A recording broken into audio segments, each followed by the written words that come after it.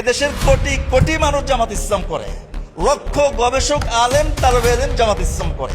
উনি কি করে এদেরকে ইহুদিন নাসল বলতে পারে? আমাদের কওমি ওলামা ইকরামদের ভিতরে কতিপয় আলেম, আমি সংগঠনের থেকে আমাদের দায়িত্বশীলদের নাম না ধরা সহ এগুলা নিষিদ্ধ থাকার পরেও আমার মন থেকে আমি বলছি, বিশেষ করে ওবায়দুল্লাহ ফারুক সাহেব হুজুর, কেউ বলল না কিছুদিন আগে উনি বলতেছেন জামাত ইসলাম ইহুদিন নাসল। আপনারা কি কেউ দেখেন না এটা? ইহুদিন নাসল, ইহুদির বংশ। আমি বলবো উনি মানসিকভাবে সুস্থ যদি থাকতেন তাহলে উনি এ কথা বলতে পারেন না। আমার এই কথাগুলো মিডিয়া যাবে, অবশ্যই তিনি দেখবেন আর তিনিও আমাকে চিনবেন যে আমি তাকে কিভাবে ধরেছিলাম সেদিন। তো তিনি বলতেছেন কুলু, পান যদি খাবারের ভিতরে হয় তাহলে খাওয়া ওয়াজিব। আল্লাহ কোরআনের ভিতরে পানের কথা বলছে, নাউজুবিল্লাহ। এরপরে যদি পান যদি অশ্রাবু পান করার ভিতরে হয় তাহলে খাওয়া ওয়াজিব, পান করা। আল্লাহ কোরআনের ভিতরে খাওয়ার কথাও বলছে, যেদিক থেকে তাকাই পানের গুরুত্ব অনেক বেশি, নাউজুবিল্লাহ। কিন্তু বলতে হয় ওই ওবায়দুল্লাহ ফারুক সাহেব হুজুর কি করে এটা বলতে হয়? আপনি সাহাবায়ে কেরামের উত্তরসূরি, ওয়া ইউকা শুহা নাফসি ফাউলাইকা হুমুল মুফলিহুন। আল্লাহ পাক রব্বুল আলামিন বলেন, যাকে আল্লাহ তাআলা সংকীর্ণতা, স্বার্থপরতা এবং হিংসার দাবানল থেকে রক্ষা করেছেন সে ব্যক্তি কামিয়াব। আপনি ওবায়দুল্লাহ সাহেব হুজুর, অলিপুরি সাহেব হুজুর আকীদার ব্যবসা করেন। আমি ওনার কাছে প্রশ্ন করব, দারুল উলুম দেওবন্দের তরিকা মক্কা মদিনা তো কোনো কওমি মাদ্রাসা নাই, তাহলে আল্লাহ রসুলের এরিয়াতে তো সেখানেও আকীদার সমস্যা আছে, যেহেতু কওমি আকীদা সেখানে নাই।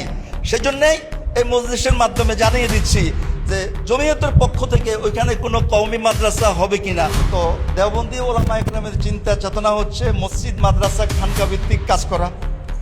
আর মাওলানা মওদুদী রহমতুল্লাহ আলাইহি দিনের এই বিশাল রূপ পূর্ণাঙ্গ জীবন ব্যবস্থাকে ওই মুহূর্তে রূপদান করার চেষ্টা করেছেন যে মুহূর্তে সারা পৃথিবীব্যাপী সমাজবাদ এবং পুঁজিবাদের জোয়ার, পশ্চিমা শিক্ষা শিক্ষিত ইউনিভার্সিটি, কলেজ, অফিস, আদালত সর্বত্র যখন মানুষ নাস্তিকতা আর পুঁজিবাদের দিকে ঝুঁকে যাচ্ছে, ওই মুহূর্তে মাওলানা মওদুদী রহমতুল্লাহ আলাইহি দিনের যে পরিভাষাগুলো, কোরআন হাদিসের মৌলিক ব্যাপক অর্থবহ শব্দগুলো, এগুলোকে সমাজবাদ এবং পুঁজিবাদের বিপরীতে, যেহেতু এটা পূর্ণাঙ্গ দিন ব্যবস্থা, তো সমাজবাদ দাঁড়া করাইছে, ইসলামও নিশ্চয় এটা আছে। তো তিনি কোরআন হাদিস থেকে এগুলোকে নসের ভিত্তিতে, যেটা তাত্ত্বিক, এটাকে এনে তিনি এর ভিতরে গবেষণা করছেন, প্রায়োগিক আলোচনা নিয়ে আসছেন। এরপরে পর্যালোচনা করে তিনি বাস্তবিক রূপ দান করেছেন। তো এতে দেখা গেছে আমাদের কওমি মাদ্রাসার ওলামা ইকরাম যারা, আমাদের সবার পড়ালেখার ধরন হচ্ছে তাত্ত্বিক, শুধু কিতাবের ভিতরে কিতাব। আমরা যখন কওমি মাদ্রাসায় পড়াই বা আমিও পড়ছি যেভাবে, তা আমি যেহেতু ঢাকার বিখ্যাত মাদ্রাসার ছাত্র, তার মানে বাংলাদেশের বিখ্যাত মাদ্রাসার ছাত্র, তো আমাদেরকে যেভাবে পড়িয়েছে বা আমরা যেভাবে পড়তে দেখছি, যদিও আমি এভাবে পড়াই না, কিন্তু দেখা যাচ্ছে যে কিতাবের পড়া কিতাবেই থেকে যাচ্ছে। 1000 বছর আগের বা 100 বছর আগের কুদুরি, হেদায়া, এই যে কিতাবগুলো ইমাম বুখারী বুয়ু বিভিন্ন চ্যাপ্টারে কিতাব রেখে গেছেন, এগুলোর একটা বাস্তব রূপ দেওয়া আমাদের কওমি ওলামা ইকরামদের ভিতরে সেই সক্ষমতা ছিল না এবং এখনো 100% নাই। তো যার কারণে তারা মাওলানা মওদুদী রহমতুল্লাহ আলাইহির রেখার গভীরতা খুঁজে পায় না। এটা হচ্ছে সবচেয়ে বড় সমস্যা। তো এই জন্যে দেখা গেছে উনি একটা তত্ত্বকে সামনে এনে পর্যালোচনা করছেন, পর্যালোচনা করে এটাকে বাস্তব একটা রূপ দিয়েছেন। রূপ দিতে গিয়ে ফিনিশিংয়ে বলেছেন যে ফিনিশিংয়ে সাহাবা একরামে, এটা তিনি শেষে গিয়ে স্বীকার করছেন। কিন্তু ওই শুরু দিয়ে যে তাত্ত্বিক যে এবারটা লা তাকরাবুস সালাত, এইটা নিয়ে যে দৌড় আরম্ভ, এরপরে যে ওয়ান্তুম সুকারা, পূর্বাপর, আগে পিছনে বাক্য আছে, এগুলা দিয়ে আমাদের কওমি মাদ্রাসার ভিতরের বাস্তব সত্য কথা যেটা আমরা পেয়েছি এবং দেখতে পাচ্ছি, এই সমস্যাগুলো থাকার কারণে মাওলানা মওদুদী রহমতুল্লাহ আলাইহিকে আমাদের কওমি ছেলেরা বুঝতে দেরি করতেছে। এছাড়া একটা সূত্র বলতে হয় যে একটা সূত্র বলতে হয়, আল্লাহ পাক রব্বুল আলামিন মানুষকে শারীরিকভাবে একটা ভারসাম্যতা দিয়ে সৃষ্টি করছেন এবং আধ্যাত্মিকভাবে একটা ভারসাম্যতা দিয়ে সৃষ্টি করছেন। তো একটা ছেলে যখন কওমি মাদ্রাসায় ভর্তি হয়, 13 বছর 14 বছর যখন সে একতরফা উর্দু, ফার্সি, আরবি এবং তাত্ত্বিক জ্ঞানের উপরে তার জীবন শেষ হয়, পাশাপাশি যখন 14 বছর মাওলানা মওদুদী রহমতুল্লাহ আলাইহি সম্পর্কে শুনতেই থাকে, তখন সে তাত্ত্বিক জ্ঞানের পাশাপাশি মাওলানা মওদুদী রহমতুল্লাহ আলাইহি তার কাছে একজন তাত্ত্বিক অপরাধী হিসাবে তার ভিতরে প্রতিচ্ছবি দাঁড়িয়ে যায়। এখন কর্মক্ষেত্রে আসার পরে সে যখন পীর সাহেব হয়ে যায়, খানকার মালিক হয়ে যায়, মাদ্রাসার প্রিন্সিপাল হয়ে যায়, এখন সে ভাবে যে আমি যেহেতু পীর, আমার খানকার বয়ান যেমন হবে সারা দেশে 18 কোটি মানুষ সবাই আমার মুরিদ, আমার অনুযায়ী চলতে হবে। যার কারণে ইফরাত আর তাফরিদ, ইফরাত চরমপন্থা আমাদের কওমি ওলামা ইকরামদের ভিতরে কতিপয় আলেম, আমি সংগঠনের থেকে আমাদের দায়িত্বশীলদের নাম না ধরা সহ এগুলা নিষিদ্ধ থাকার পরেও আমার মন থেকে আমি বলছি, বিশেষ করে ওবায়দুল্লাহ ফারুক সাহেব হুজুর, কেউ বললো না, কিছুদিন আগে উনি বলতেছেন জামাত ইসলাম ইহুদির নসল। আপনারা কি কেউ দেখেন না এটা? ইহুদির নসল, ইহুদির বংশ।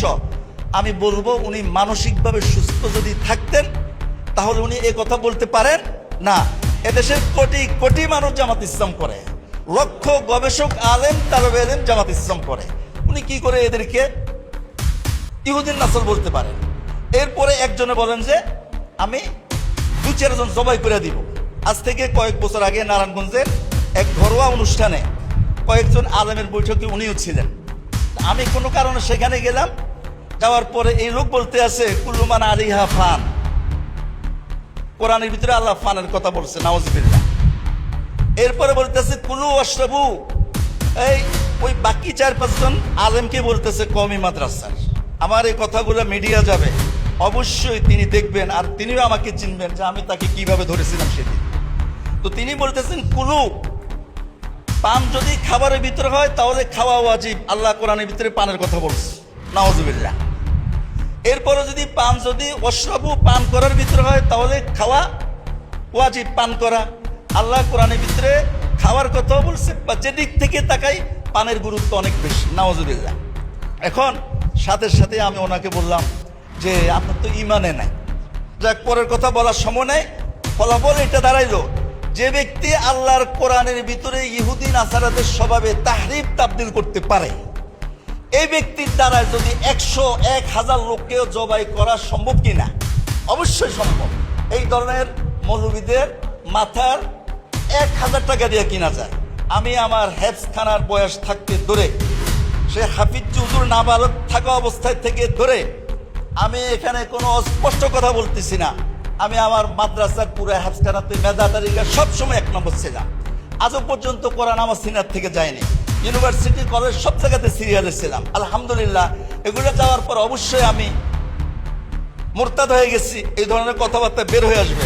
কিন্তু বলতে হয়, ওই ওবায়দুল্লাহ ফারুক সাহেব হুজুর কি করে এটা বলতে হয়? আপনি সাহাবায়ে কেরামের উত্তরসূরি, ওয়া মাইয়ুকা শুহা নাফসি ফাউলাইকা হুমুল মুফলিহুন।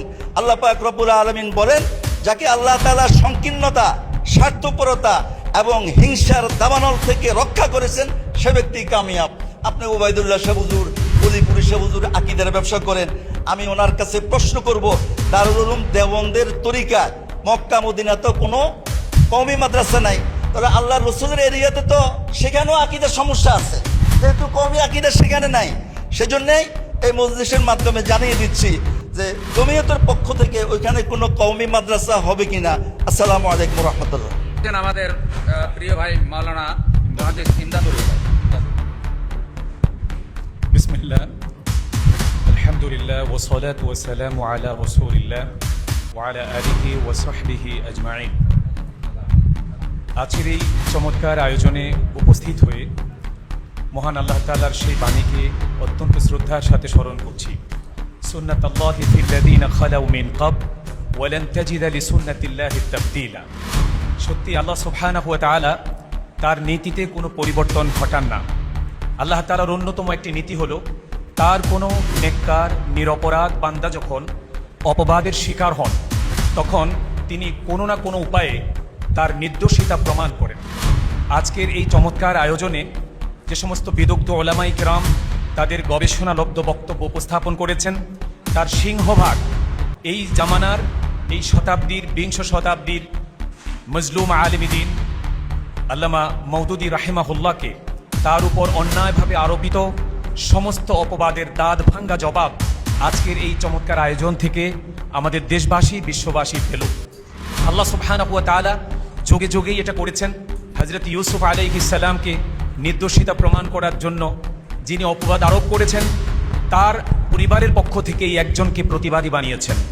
এমনিভাবে হযরত মারিয়ামকে তিনি নির্দোষ প্রমাণ করার জন্য তার কোলের শিশুকে প্রতিবাদী বানিয়েছেন। বনী ইসরাইলের মধ্যে হযরতে জুরাইজ নিরপরাধ আল্লাহর প্রিয় বান্দা ছিলেন, তার উপর যে অপবাদ আরোপ করা হয়েছে, তাকেও এই অপবাদ থেকে মুক্তি দেওয়ার জন্য আল্লাহ তাআলা একই পন্থা অবলম্বন করেছেন।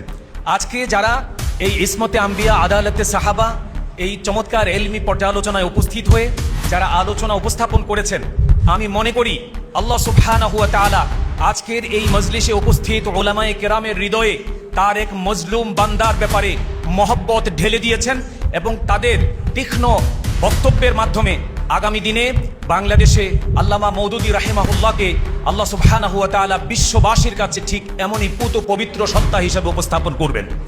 আমি বিশ্বাস করি, এ কথা বলেই শেষ করতে চাই, যেহেতু আমার একটা নির্দিষ্ট বিষয় ছিল, সময় না থাকার কারণে আমরা ফরমাল আলোচনায় অংশগ্রহণ করতে পারিনি। তারপরও কিছু কিছু আয়াত নিয়ে কথা বলা হয়, সেখানে যে লিমা তুহাররিমু মা আহাল্লাল্লাহু লাক, এই আয়াতের তাফসীর পড়েছি 10টা কিতাব থেকে, তাফসীরের গ্রন্থ থেকে। ফালা তাকুন কাসাহিবিল হুদ ইজ নাদা ওয়া হুয়া মাকজুম, সেম পড়াশোনা করে এসেছিলাম। ওয়া আসা আদামু রাব্বাহু ফাগাওয়া, যে শুধু মওদুদী তাফহিমাতের মধ্যে কিভাবে উল্লেখ করেছেন, আর অন্যান্য 10টা কিতাবের মধ্যে অন্যান্য তাফসীর কারকরা কিভাবে এই আয়াতগুলোর তর্জমা করেছেন। আজকে আমার ভাই আহমদ শরীফ সহ সবাই বিদগ্ধ উলামায়ে কিরাম চমৎকারভাবে কথাগুলো বলেছেন।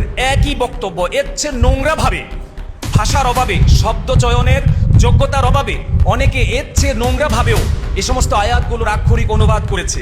কিন্তু প্রীতম আহমেদের একটা গান বাসে যেতে যেতে মুখস্থ হয়ে গিয়েছে। তিনি বলেছিলেন যে কৃষ্ণ করলে লীলা খেলা, আমি করলে ঢং, বড় লোকের সবই রাইট হয়, শুধু গরিব করলে রং। আমরা দেখলাম অন্যান্য সবাই একই বক্তব্য একই ভাষায় দিয়েছে, তাদের কোনো সমস্যা নাই। শুধুমাত্র মাওলানা মওদুদীর এই খুঁত ধরার জন্য আমাদের দেশের কিছু লোক যারা ইসলামকে, দ্বীনকে, ইবাদতকে উপার্জনের মাধ্যম বানিয়েছে, শুধু তাদের উপার্জনে আঘাত আসবে বলেই মাওলানা মওদুদীর অন্ধ বিরোধিতা করছে এবং বিদ্বেষ ছড়াচ্ছে। আমি আজকে এই ছোট্ট পরিসর থেকে বাংলাদেশের সকল আলেমকে বলবো, আল্লাহ তাআলার দরবারে মুখ থেকে বেরিয়ে আসা প্রত্যেকটি বক্তব্যের জন্য আল্লাহর আদালতে জবাবদিহিতা করতে হবে। আল্লাহ সুবহানাহু ওয়া তাআলা বলেছেন, ওয়া ইযা কুনতুম ফা'দিলু, যখন কথা বলবে ইনসাফ করে কথা বলো। আজকে আমরা আবেগতাড়িত হয়ে ভালোবাসার আতিশয্যে ইনসাফের সীমানা ক্রস করি এবং ঘৃণা করতে সময়ও আমরা ইনসাফের সীমানা ক্রস করি। আমাদের এক ভাই, তিনি সাহাবীকে নিষ্কলুষ প্রমাণ করার জন্য আল্লাহকে কুলুষিত করেছেন। আপনারা জানেন, মিডিয়ায় বলেছেন হযরতে মায়েজ ইবনে মালিক আসলামী জিনা করেন নাই, কিন্তু আল্লাহ তাআলা তাকে নাকি জিনা করিয়েছেন। নাউযুবিল্লাহি মিন যালিক। আরো জঘন্যতম বক্তব্য রয়েছে। আমরা সময়ে সময়ে ইনশাআল্লাহ আজকের এই ছোট্ট পরিষদ থেকে আমরা এতটুকুন প্রতিবাদ জানাচ্ছি এবং আল্লাহ তার সুন্নতের কোনো পরিবর্তন করবেন না। মাওলানা মওদুদীর উপর যত বেশি অপবাদ আরোপিত হবে, তত বেশি তাদের সম্প্রদায় থেকে, অপবাদ আরোপকারীদের পক্ষ থেকেই আল্লাহ সুবহানাহু ওয়া তাআলা প্রতিবাদী সৃষ্টি করবেন। শেষ কথা যে কথাটা বলছি, ওয়াজআলা ওয়া শাহিদা শাহিদুম মিন আহলিহা, আল্লাহ তাআলা নির্দোষ প্রমাণ করার জন্য অপবাদ আরোপকারীদের গোত্র থেকে, পরিবার থেকেই আল্লাহ সুবহানাহু ওয়া তাআলা আজকে প্রতিবাদী সৃষ্টি করছেন। আলহামদুলিল্লাহ। আমি শেষ এই কথা বলেই বলবো যে শেষ একটি কথা, যে যত জোরে লাফ দিয়ে আমরা আকাশের দিকে থুতু নিক্ষেপ করি না কেন, এই থুতু চাঁদের গায়ে লাগবে না, বরং মধ্যাকর্ষণ শক্তির কারণে এই থুতু পড়ে আপনারা নিজেরা ময়লা হবেন, দুর্গন্ধ ছড়াবেন এবং ধীরে ধীরে এই সমাজের কাছে, জাতির কাছে, দেশবাসীর কাছে ঘৃণার পাত্রে পরিণত হবেন। আল্লাহ সুবহানাহু ওয়া তাআলার কাছে ফরিয়াদ করি, কেউ যাতে ঘৃণার পাত্র না হই। আল্লাহ সুবহানাহু ওয়া তাআলা আমাদেরকে সেই মজলুম আলেমী দ্বীনের পক্ষে আমাদেরকে দাঁড় করিয়েছেন, যার ঋণ শোধ করতে গিয়ে বহু পুঁজিবাদী মুফলেস দেউলিয়া হয়ে যাবে এবং আল্লাহ বলবেন, ইযা ফানিয়াত হাসানাতুহু সুম্মা তুরিহা ফিন্নার, কেউ যাতে জাহান্নামে নিক্ষিপ্ত না হই, আমরা প্রতিটি কথার ব্যাপারে, সমালোচনার ব্যাপারে ব্যালেন্স করব এবং ইনসাফ কায়েমের জন্য চেষ্টা করব। আল্লাহ তাআলা আমাদের সকলকে হকের পক্ষে, সত্যের পক্ষে আমাদেরকে দাঁড়িয়ে যাওয়ার তৌফিক দান করুন। আসসালামু আলাইকুম ওয়া রাহমাতুল্লাহি তাআলা ওয়া বারাকাতুহু।